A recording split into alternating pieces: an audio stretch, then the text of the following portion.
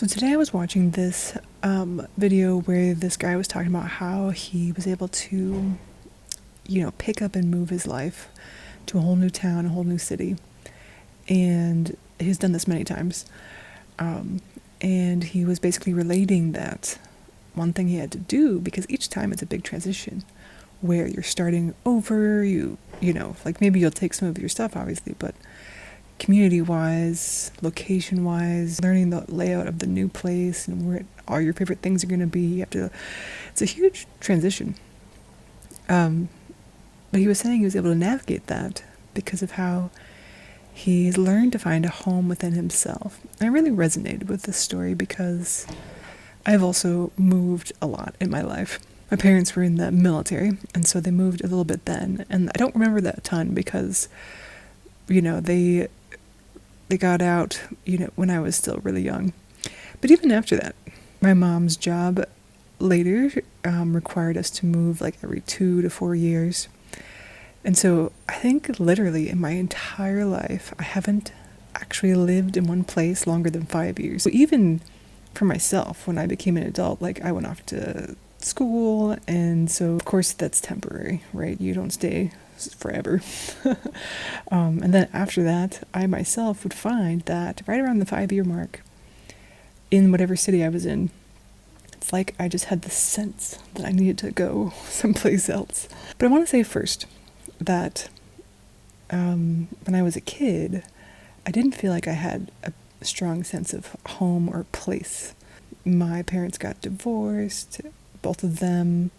It was hard to connect with them for different reasons, and both very busy. And so I remember when I was a kid, I used to long for this idea of home. Like, what does home look like, or what should it look like, or what can it look like that's different than what I was experiencing? But then, even when I became an adult, like I still, my own self, felt this sense that I wanted to move and see new places. Like, so home was never like a place. And I discovered over time myself as well that creating a home within me was really the key, and the thing that I kind of was looking for all along. Because when you're younger, you look outside yourself because you don't have a self for a while as you grow and sort of like develop consciousness in a way. And so it makes sense, right? That if we have this idea of what home is, we're not seeing it out there, we think that we have to create it out there. But then you get older and you realize, like, hey, that home that I'm looking for is within myself. And this has been a big part of developing self-trust for me. Because when I was spending that time looking for home outside of myself, it would attract me to things that weren't healthy, right? So like, if I didn't have a home within myself, then that kind of leads you to being really attached to things that you connect with. And so, in the sense of like codependency, like creating codependent relationships, not only to people, but could be to like communities, and things like that. And I've changed a lot in my life, like big, huge changes around my whole worldview, how I see myself entirely, how I show up in the world, numerous times. And so if you're codependent to a community, you growing and changing is going to be really difficult, because that community includes you because you're a certain way and you align with them in a certain way. And if you change completely, like say for example you were religious and then you weren't, or you sort of deconstructed your religious beliefs, well, how would you fit then into a community that's based around religion, right? You have sort of lost that connecting point, and it can be hard to deal with, because you do sometimes have to move on from communities or people or friendships or relationships or certain dreams because you've changed. But the thing that stays the same is you and your relationship to yourself. And what has really helped me to develop a sense of like home within myself is showing myself that I can trust me. And that's taken a lot of different things. Like, for example, showing up to conflict, creating boundaries, really identifying what I value, and then honoring that. So, like, I feel like that's the other side of boundaries. Like, boundaries is okay, I know what I'm not going to accept, but therefore, I'm going to honor this value of mine, right? So, like, a boundary could be something like a certain person speaks to me a certain way, then I'm going to exit that conversation, or I'm going to say like, hey, that doesn't work for me. And if it continues in this way, I'm going to leave or take myself somewhere else or end this conversation for myself. But the value is that I value mutual respect, and I know, and that looks to me a certain way, which would be like, not trying to shame someone as a form of communication or manipulation, or calling them names, or projecting out a lot of like negative things like that sound like a question but aren't really. You get that sense of like, okay, this thing doesn't work for me, but I'm going to move in the direction of the things that do. And you do that by understanding what you actually value. And sometimes you learn what you value by realizing what you just will not tolerate anymore. But so like the creating the home within myself required me to see that I was willing to communicate and uphold boundaries, to align myself with my values, to show up for myself even when it's scary and hard, and to like take risks. Like I'm traveling right now. I've learned a lot about what I'm capable of. And also honoring that my pace in traveling. So my pace in traveling might be different than other people. I need to go like at a slower pace, or like, I might be someplace new, but I'm not going to be out all day. I need to take naps and things like that, right? And I take sort of like the risk taking one step at a time and the capacity building one step at a time. And sometimes there are leaps, and sometimes there's tiny little steps that to somebody else might not be a big deal. But to me, that's me growing my capacity. But these are all things that really show to myself that I'm trusting myself and I'm showing up for myself.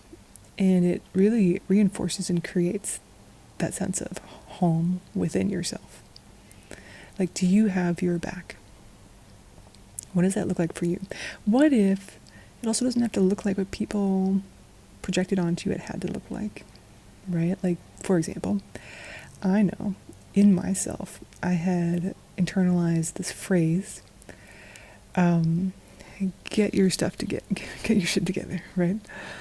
And because it was sort of a message that when I struggled with creating success in certain ways, it was like the projected message that I got from people that were close to me, that you just, despite how much I would try, I had certain barriers that I had to understand first before I could really address them. But when someone else thinks that when someone else isn't willing to acknowledge that maybe you have unique barriers and you have to address them, then they're projecting this sort of judgment on you of like, why can't you just do this? Maybe because I'm a unique human being that has certain needs and things that I need to take into account. But it's like so uncompassionate and uncaring to just basically write somebody off or judge them without really trying to know them, and being willing to show up with them, right? So because of that, I internalized that message of like, okay, I just gotta get my shit together. What even does that mean? Like, me creating a home with myself is also challenging those internalized messages that weren't empowering. Like, that doesn't empower me to pressure myself to do something. I think that sometimes it is good to like challenge yourself to show up in a new way or a bigger way, or take a risk, or engage with like discipline in some way. But it's not the energy of what the original internalized message was, right? That was more about shaming. But showing up for yourself is different. That's empowering. That's honoring yourself. That's taking all of you into account, including what you dream in your dreams and visions. Yeah, so creating a home within myself was also allowing myself to unlearn messaging that wasn't helpful. But then replace it with what is, right? When you become aware of those sort of scripts in your mind, you can begin to choose what's really going to work for you, which is a way that you really show yourself that you're trustworthy, right? Because you're not just going to default into trying to use the same old methods, shame, guilt, whatever, to motivate yourself, but you allow yourself to connect in with what you value, connect in with what's going to really work for you, explore, get curious, and then, yeah, sometimes challenge yourself and sometimes take the leaps. But from a place of having your back, not from a place of, I gotta shame myself so I can finally be enough in the eyes of whomever, whatever, culture, or people, or whatever, family. So really, like, the energy behind it makes a huge difference in creating home within yourself. Yeah. So what's like one of those things that resonates with you for like the next thing you could play with? Right? Would it be setting a boundary? Would it be taking a risk? Would it be exploring what you value? Would it be questioning some of the internalized messages? Would it be doing something really caring for yourself? You know what? And what's cool is like you engage with any of those things, and you're practicing that like beautiful creation of creating a home within yourself. And you're engaging with that, and you're building it step by step. And I'll tell you, something that's been cool about doing this is that I've naturally come to a place where I'll just have these thoughts that come up like, oh, I have the freedom that I always longed for. Or like my mind is able to see things in a really like nice, empowering way just naturally now. I can begin to look around and go, oh, like there's freedom here, there's freedom there, there's freedom with this.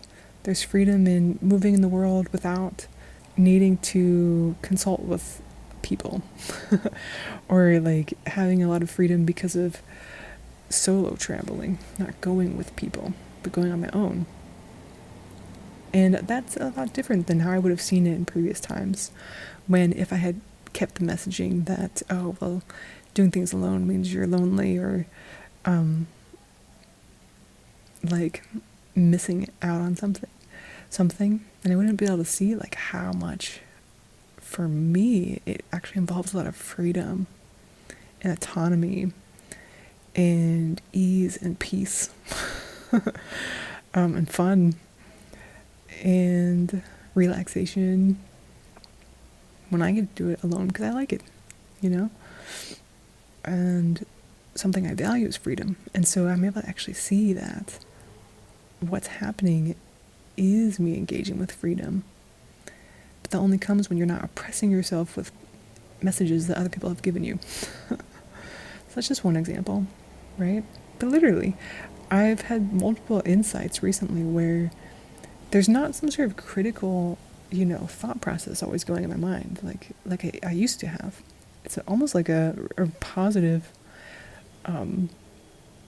state in my mind where I'll just be moving along going like, oh, this next thing too that I'm noticing is like another way that I'm experiencing freedom. How cool.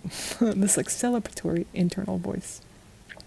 And that comes with creating that home within yourself, and that's really, really important, because it's like the foundation for what's going to help you move into taking those risks that allow you to build that vision that you have for yourself and show up when it gets hard and challenging, knowing that you have your back, not from a place of shaming yourself or guilting yourself, but from, hey, I really trust myself.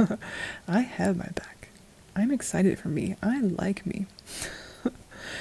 It's so, so, so different and important. than how we're usually taught to be with ourselves. So I hope this is encouraging in some way. If it is, let me know. And I really hope that, you take that next step to build and to practice creating that home within yourself. And I'm excited to see what that's going to do for you and me.